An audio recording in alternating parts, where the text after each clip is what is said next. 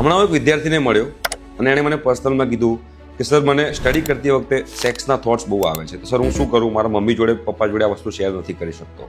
સ્વાભાવિક વસ્તુ છે, એમાં કઈ વસ્તુ કોઈ શેર ના કરી શકે.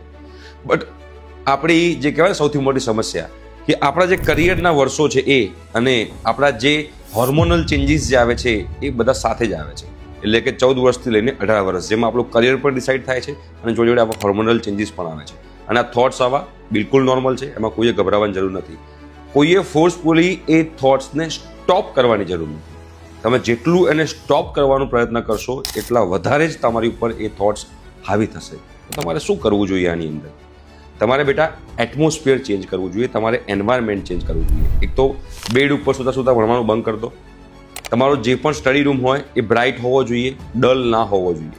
લેટ નાઇટ ફોનમાં સ્ક્રોલિંગ કરવાનું બંધ કરી દો. તમારી જે ફ્રેન્ડની સર્કલ છે એ ફ્રેન્ડ સર્કલમાં જો આવી બધી વાતો થતી હોય તો એને સર્કલમાંથી તમે બહાર નીકળી જાઓ. પ્લસ રીડ કરતી વખતે મનમાં રીડ ના કરશો, બિકોઝ મનમાં રીડ કરતા હોઈએ ને ત્યારે આપણું માઇન્ડ જે છે ને એ ડિસ્ટ્રેક્ટ થવાના ચાન્સીસ વધારે છે. લાઉડલી બોલીને વાંચો. જો એ ના ફાવતું હોય તો લખીને તૈયાર કરો. તો એ વખતે તમારું શું થશે ખબર છે? તમારું માઇન્ડ ત્યાં આગળ ડાયવર્ટ થશે. એટલે તમારા થોટ્સ સ્ટોપ નથી કરવાના, તમારા થોટ્સને ડાયવર્ટ કરવાના છે. પ્લસ તમારી જે એક્સ્ટ્રા એનર્જી જે છે એને બર્ન કરો.